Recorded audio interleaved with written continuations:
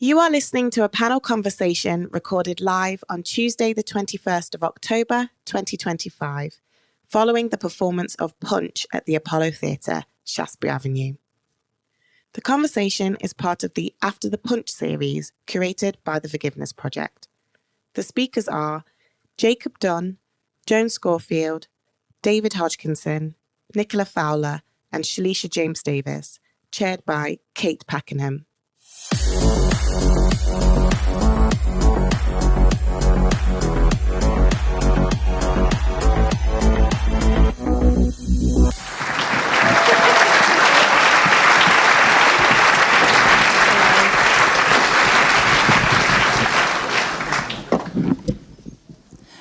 Good evening. Thank you all so much for staying for this post-show talk. This is the fourth in a series of 9 talks that we are doing after Punch on Tuesday evenings, curated by the Forgiveness Project.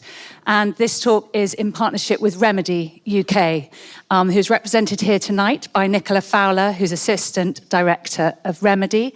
And Nicola is the practitioner who worked with David, Joan and Jacob through their restorative justice process. Tonight's discussion is giving you a very special opportunity to hear from the real people whose story you saw on stage tonight in this play. I want to introduce, I'm Kate Pakenham. I'm the producer of Punch here in the West End. And I want to start by saying thank you very, very much to our panel for joining us this evening and to introduce you to them. David Hodgkinson, father of James Hodgkinson.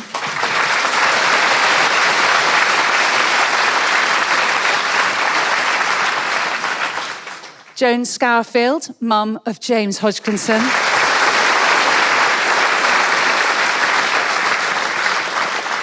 Jacob Dunne, author of Right from Wrong.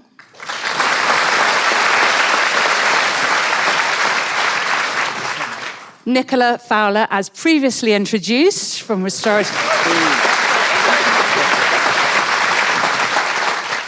And Shalisha James Davis, who plays Nicola in the play, who you've all seen.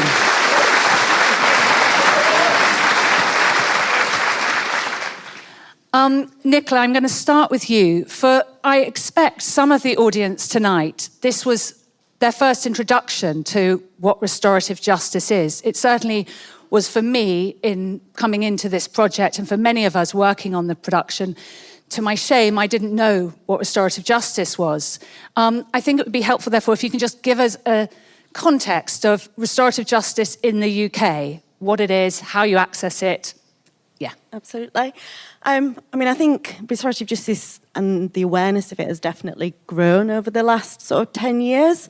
I think plays like this are certainly helping to raise awareness of what it is, but sadly lots of people still don't know. And when you mention the term, in the pub at night to friends or family, people still say to me, what is that again? Essentially, it is about enabling that communication after that harm has happened. There's some key components that need to exist for restorative justice. There needs to be 2 parties that are willing. There has to be absolute voluntarism there. It's not something that anybody can be forced into at all. There has to be that acceptance of responsibility from the person responsible for the crime. They need to not be in denial of the offence. They need to not be completely justifying their actions in any way, shape or form. Some element of remorse and some attempt to want to make amends. And from a victim perspective, it's about giving them an opportunity to explain that full impact of that offence to the one person that really needs to hear that, and to maybe ask questions to that one person that can only really answer their questions. I think it's definitely grown in terms of both the youth arena and the adult criminal justice arena. We see restorative justice being delivered where children have committed crime, where adults have committed crime. We see it across a range of full offence types in the criminal justice system. And we see that delivered now as restorative practice in schools. So we're seeing lots of children learning restorative skills now in the school environment, in their family environment, where they can apply different ways of dealing with conflict and harm. And that's so important at that early preventative stage as well. It's still growing. There's still a lot of work to do. There is funding now from a government perspective. We receive as an organisation funding from the Ministry of Justice. We're commissioned to deliver restorative justice in 8 police and crime commissioner areas, and we deliver that in 12 youth offending teams as well. And then we hold a national contract with the National Victim Support Homicide Service for cases such as murder and manslaughter, which is where the case came from for David and Joan and Jacob. And it was the first referral that we received from the Homicide Service at that time, back in 2012. We had delivered restorative justice in murder and manslaughter cases prior to that, but there was no dedicated funding. But there is definitely more to do, and I think what we'd like to see is some consistency of funding, because it is still a bit of a postcode lottery out there. There's a lot of people that come forward and don't necessarily know where to go or how to access it. So the best thing to do is, if you're interested in restorative justice, is to seek that information out from our partners such as the Restorative Justice Council, who can tell you exactly who is delivering restorative justice in your area and how you can access it. Sorry if I went on there. No, thank you very, very much. I'm sure we all have lots more questions, and I would direct you to Remedy UK's website and to the Punch the Play website, where we have a big resource pack all about restorative justice, specifically about supporting teachers in schools to look at it with young people. Joan and David, I think many people in this audience will go, how did you step through the threshold of the restorative justice process, or the restorative justice practice? Can you tell us how you made that step? So, good evening, everybody. So first of all, you all heard in the play how I lost my son. I didn't just lose my son, I lost part of my world. And nothing will ever bring that back. Nothing will ever bring him back. But I didn't want my life to be consumed by grief. And I know he wouldn't have wanted me to be consumed by grief. So I had to find a way forward. The way forward, to begin with, was just to raise money for the charities that he volunteered for. He volunteered here in London for young children, and I wanted to continue his work. I couldn't do what he did, so we did bike rides, coffee mornings, anything we could to raise money for those charities. Then after about a year, 14 months, luckily, we were offered restorative justice. And through restorative justice, we were able to ask Jacob the questions that nobody else in this world could answer. And hopefully, by answering those questions, we have brought Jacob to a better position in his life, because he has brought a better position in my life. Because I'm no longer bitter. Yes, I'll always have the grief and always have the pain, but I'm not in that dark, consumed life I could have been in, which I felt I would be in the beginning. So without restorative justice to bring us through that, and she's brought us through sticky parts as well, we wouldn't be here today, and we wouldn't be here today without the Forgiveness Project as well, because they have been a big part of my life. We have worked with the Forgiveness Project since 2014, and we talk in schools, prisons. Wherever they'll take us. Yeah, wherever they'll take us.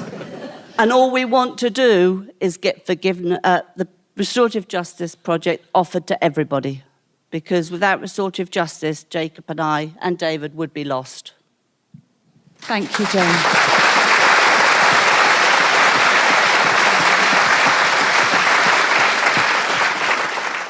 And I'd like to say that the play and the production is dedicated to James, and we hold him very much in our hearts and in our minds every night that we do it. Thank you very, very much. David, you were with James the night of the punch, so for you this was another specific journey entering into the restorative justice process. Can you talk to us about that from your point of view? Yeah, I think from a father's point of view, I mean, you want to protect your child, and any parent knows the child is still a child. They could be 30, 40, 50. That's the reality. It's always your child. So seeing the actual punch, witnessing it, you kind of, in a way, feel I wasn't protecting James at that point. And as the play shows, you know, the anger and frustration we had at the lack of information we could get, the whole process of being able to go through restorative justice and get the answers, and the person that Jacob was when he attacked James is not the Jacob you see on the stage tonight. It's incredible how he has made himself what he is today and all the good that he's doing now. And I think that I can feel that Joan and myself a little bit part of that, but mostly this is Jacob's hard work. And for me, I haven't got the anger, I have all the answers. And I think without that, what would I be now? Bitter, twisted, lashing out, not a person that's there for the rest of the family. And we're now able to work together to bring restorative justice to other people, to tell other people about it through the play and the wonderful actors and all the people here that have helped so much. And I really hope everybody in the theatre tonight will get on board with that concept and discuss it when you go home, discuss it with your family. I saw quite a few young people in tonight. I was really pleased to see that because sadly the one-punch element tends to be young guys. So, you know, you've seen what can happen, where things can go wrong. And I hope seeing the plays helped to everybody. Thank you very much.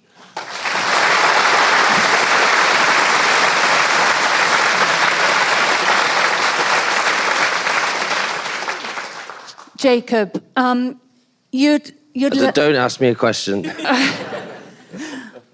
You'd served your sentence when the ask came to you to engage with restorative justice. You didn't need to engage with it, but you chose to. Why did you choose to do that?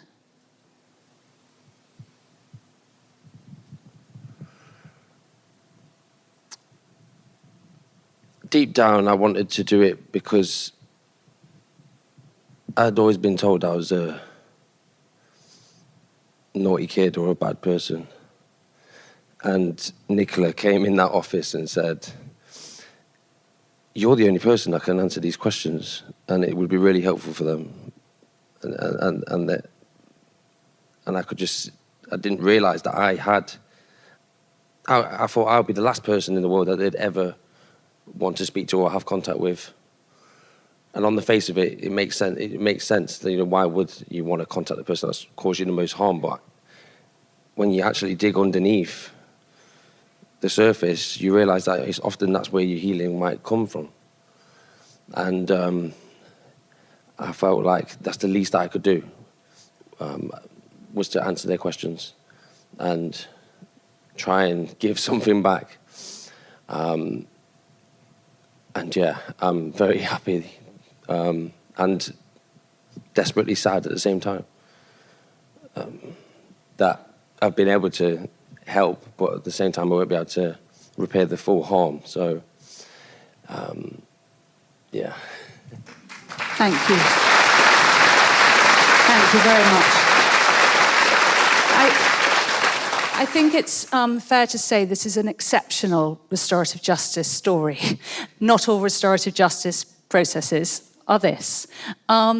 Nicola, can you just give us a bit of a sense of what the success spectrum of restorative justice process looks like, and what we should know as an audience that isn't in the play, perhaps, about the actual process of restorative justice? I think success looks different for everybody because everybody going into restorative justice will have completely different motivations for it. You know, for some people it is just about asking that one question, and if they have that need met, then that is a success. And if that person is able to learn something from that, that's a success. You know, some people will go into the process knowing that they immediately want to meet that person. But if the other person doesn't want to meet them, that can be challenging because, again, it has to be voluntary. So if Jacob had decided at any point in this process that he didn't want to continue, he could have stepped out of the process, as could David and Joan. And that's part of the preparation work that we do as practitioners to, I suppose, prepare at every single stage. That when David and Joan asked for this at the beginning, part of that initial meeting was about saying, we may not even be able to find Jacob. We may not be able to sit down and have the conversation with him. If we do find him, he may decide it's not for him. There might be other things going on in his life at the time. He may only want to participate in indirect exchanges. He may only answer those questions that you pose to us and we put across to him. Because not everybody wants to meet. It's not safe for everybody to come together in a face-to-face meeting. Sometimes it will stop at that exchange of letters, messages, statements, and that's success, and that's led by the people involved. I think it's difficult in a 2.5-hour play to get absolutely everything across.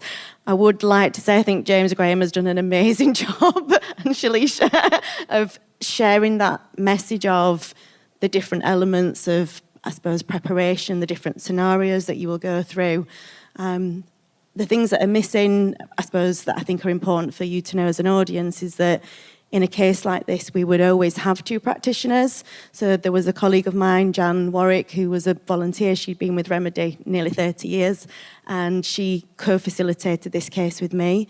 It was a small play. There's not multiple actors on the stage, but it's really important that 2 people are present for that safety element, for that impartiality, neutrality.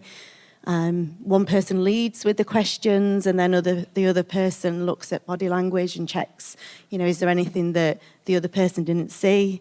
And then we would come away and talk together and reflect on that and support each other and think about what are the next steps. So it's hard to show all that preparation on the stage, but I think, the letter, for example, that Jacob wrote to David and Joan, I don't know if you remember this, but we were sat in your flat for 3 hours.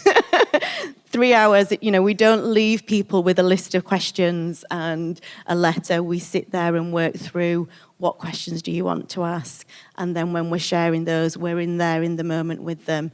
And when Jacob was writing the letter, we were very much talking through, should I say this? Oh, what if they don't like the way that I've said that? And then we'd give him a bit more time to rewrite it. I think we had lots of different scraps of paper in the end on the floor until he was happy.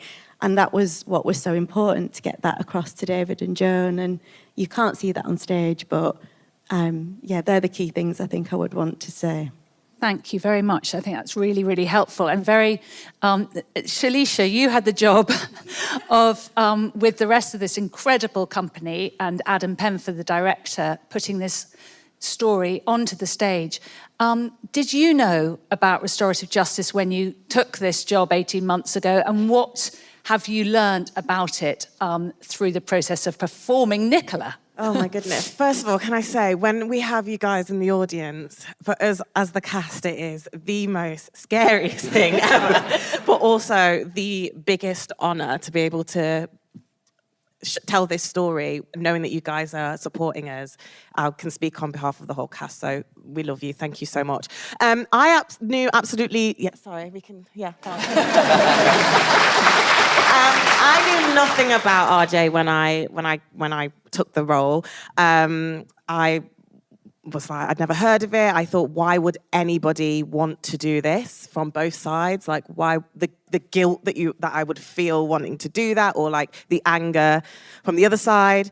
But through working on the script and having the luxury of having you guys in the rehearsal rooms and during the making of the play back in Nottingham was so useful.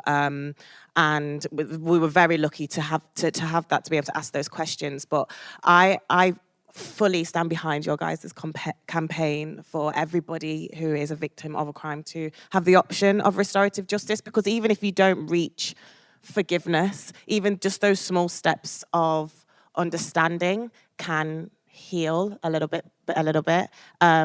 So yeah, it's been a real honor to be able to educate our audiences and introduce our audiences to restorative justice, because I'm sure hundreds of people like me had never even heard of it. Thank you. We've got 10 minutes left, and we're going to come to questions from the audience in a minute. But whilst you prepare your questions, I'm just going to ask everyone on the panel to give anyone in this room, you touched on how with this story is about restorative justice. That's what we're looking at. But restorative practice is increasingly being looked at in schools, in the workplace, in families. And in our education pack that we've done, we've really tried to unpack how we might use restorative practices in our own lives. So for those of us who hopefully don't find ourselves in a restorative justice situation, I think there is learning for us all in the process. So I wonder whether anyone on the panel, I'm going to start with you, Nicola, with an example of how we might use restorative processes or practices in our lives. I do it with my children regularly.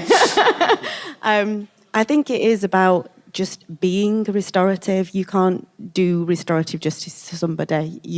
It's about a mindset, it's about an approach. And if my children are disagreeing over something simple like the remote for the TV, and they end up arguing, I will always approach it with some of the key restorative questions. Instead of going in, assuming I know what's happened, who's in the wrong, who's at fault, I will ask each child to tell me in their own time, you tell me what's happened from your point of view. Okay, now you tell me what's happened from your point of view. How do you feel about that? And we work through it, and before you know it, the conflict has completely dissipated, and they're looking at sort of the next thing that they want to discuss, and they've forgotten about the argument. But that approach and talking about feelings, talking about emotions, talking about how they want to move forward is just something that I've applied as part of my parenting style. And so far, it's working. I wish I'd known that about 15 years ago. I'm going to go to questions from the audience, unless anyone wants to answer that question. I was just going to say, just in terms of broadening it out even further, even to like our public discourse, the rise of populism and the division that we see out there, I would say that the same rules apply from our case to what's happening in our national discourse. And in terms of people need to be heard. There's a crisis of people not feeling like they're heard, not feeling like they're listened to, not feeling like their needs are being met. And that's what restorative justice in a nutshell is. And when you see people being divided, when you see people being pulled off down into dogmatic thoughts of view and hate, it's a symptom of them not being heard, not feeling valued, not feeling listened to. And that was what happened to my character. That was what happened to me. I became a lost boy. I became someone who looked for belonging in the gang. But that's where I found my belonging. But everybody tends to kind of try to find a way through that not feeling heard. And David and Joan described it beautifully in terms of their needs. Their needs weren't being met. They weren't being listened to. The justice system wasn't listening to them. It wasn't interested in finding out what their needs were and what they needed in order to heal and to move forward. And that's why I'm just grateful that we were a lucky few that at the time, David and Joan were persistent enough to fight for their rights and for fight to their needs to be met. And then by doing so, holding me accountable and making me put a mirror up to myself and making me look at my own needs and how I was going to get my needs met and the ripple effect of that. And I think if we can listen better in the public and try and get people's needs met more broadly, then we'll go a long way to bridging the divide and finding common ground. Thank you.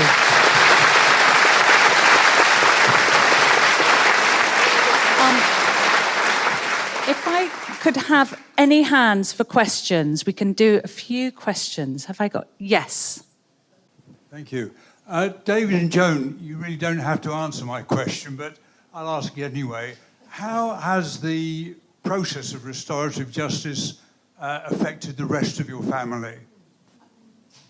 So, yeah, from my brothers and sisters, I think most of them now have seen the play, and with the restorative justice system, they see it's helped me. They see it's helped get me out of or part of my grief. It's easier. I'm not saying they agree with it. all of them. And I'm not saying they understand it, because sometimes I don't understand it myself. I think that they're just happy that it's helped us. And I think that's the important thing at the end of the day, that it's helped us get through the whole thing. Thank you.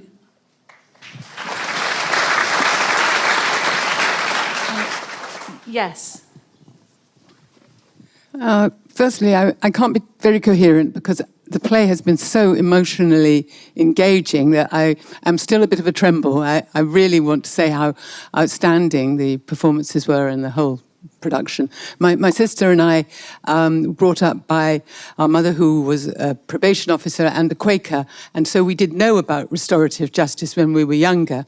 And I'm just wondering how much, in your experience, Nicola, are people who come to restorative justice, how much has faith ever influenced them? And obviously, I wondered about your own motivations as the parents of James, how much faith may have been any part of your making that decision. If it's an intrusive question, excuse me, but I'm just very interested to know about the role of faith in this process. I suppose I'd go back to that original point I made in the last question, is that it's completely individual motivation. Some people may come from a place of faith to begin with, or they may find faith as part of the process, and for some people it doesn't feature at all. So it's not something that we promote as a necessity at all. Similarly, forgiveness is something that can happen as part of restorative justice, but isn't something that has to feature as part of the process, because not everybody wants to forgive, not everybody has it in them to forgive. So it's completely individual, and I'm not sure it was something that we ever discussed as part of this process for yourselves. So I think you were asking about faith. Yeah. Personally, I'm not a religious person, but I do believe there's good in everybody, and so you're looking to find the good in the person, and I think that's what's important. I think it's how you act every day, how you treat other people, and looking for good. But I wouldn't say I've got a religious side to it.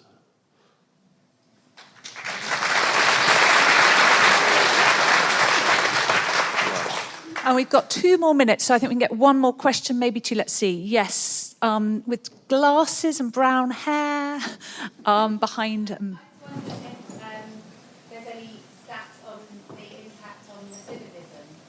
I assume it's positive. The question is, are there any stats on the impact on recidivism of restorative justice, which is a perfect question to end on, probably, Jacob, and can take us into the campaign. Yeah. So it's up to 27% recidivism rates. And for those that don't know about the terminology, recidivism means desisting from crime. And if you don't understand that, it means no longer reoffending. Up to 27%. That is insane. Up to 27% reduction in crime. Because when you look at what motivates crime, look at the systemic issues that fuel crime, whether you're looking at poverty, whether you're looking at school exclusions, whether you're looking at mental health, all the addiction, all of these problems are like massive problems, and yet sticking people in a room or facilitating a conversation has a 27% reduction in reoffending is insane. And that's without all the additional support of helping with housing, supporting your mental health out, all of that other stuff that's going on in the background for people.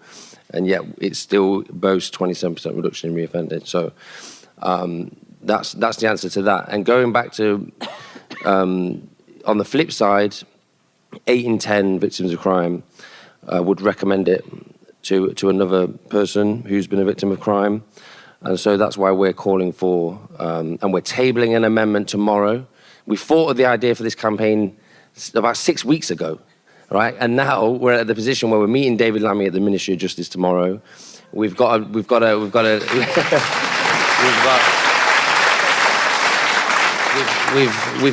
amendment that we're tabling, which is going to be debated on Monday.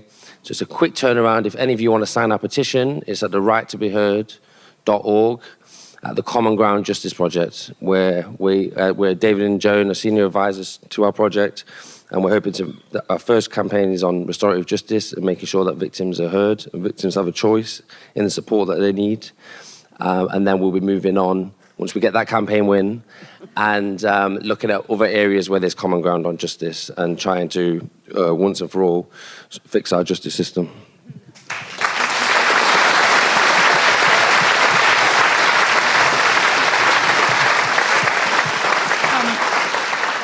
I think I can speak for myself, Shalisha, and the rest of this company that this is not like a normal play in the West End. This has transformed all of our lives, and I want to say thank you, David, Joan, Jacob, Nicola, particularly for letting us share this story on this stage in the West End, for Shalisha joining us this evening, the Forgiveness Project and Remedy, for your partnership on this, and all of our other charity partners. We have 9 other charity partners who are working with us to explore the issues around the play and also to create access for the play for young people in particular and community groups who might not otherwise see it. So thank you to everyone. It's a big family who's making this, and thank you all so much for staying with us this evening. Really appreciate it.